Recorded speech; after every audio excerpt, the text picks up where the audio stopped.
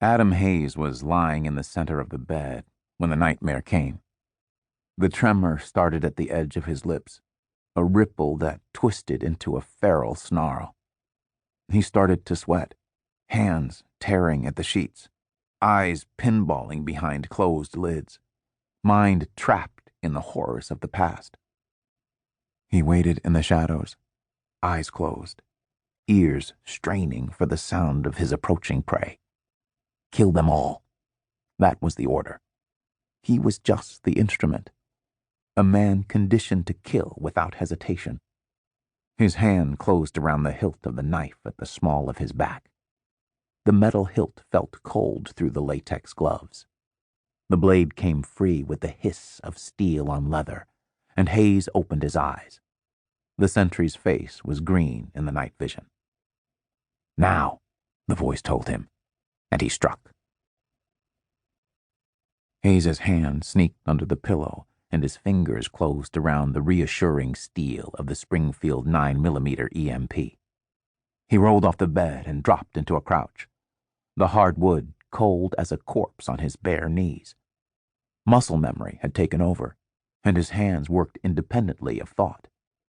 The snap of the pistol onto the target and the flick of the thumb disengaging the safety came unbidden. It was only when his index finger curled around the trigger, compressing the spring until all it would take was a whisper of pressure for the gun to fire, that Hayes became conscious of the moment. Then the nightmare evaporated. Hayes blinked the world back into focus, his eyes falling to the outstretched pistol, sights centered on the shirt hanging on the back of the door. Jesus Christ!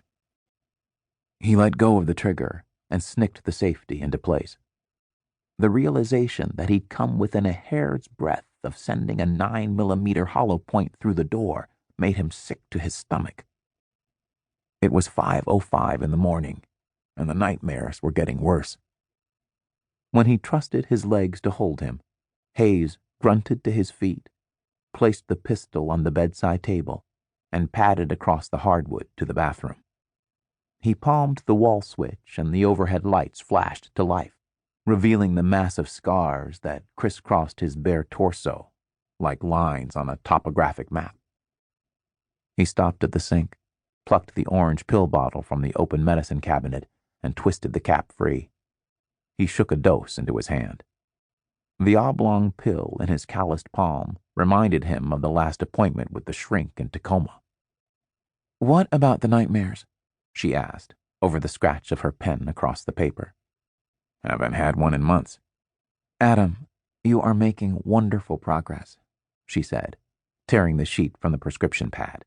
"But—" "There's always a but." "But there will be setbacks." "Setbacks." He felt the anger stir in his gut, like a wolf waking in its den. 3 nightmares in 1 week wasn't a setback. It was a fucking meltdown.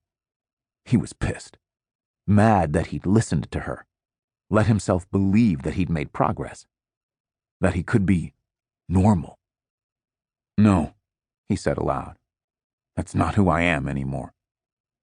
He took a breath, placed the pill in his mouth, and gently closed the door. He took a drink of water from the sink, and when Hayes looked up, his eyes alighted on the sheet of construction paper taped to the glass. The stick figure family holding hands beneath a lemon-yellow sun.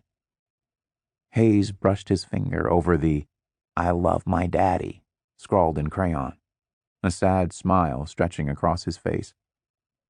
In the shower, he twisted the cold water knob all the way to the left and ducked under the shower head. The water came out of the pipe ice cold and hit his flesh with the sting of a bullwhip. His mind recoiled.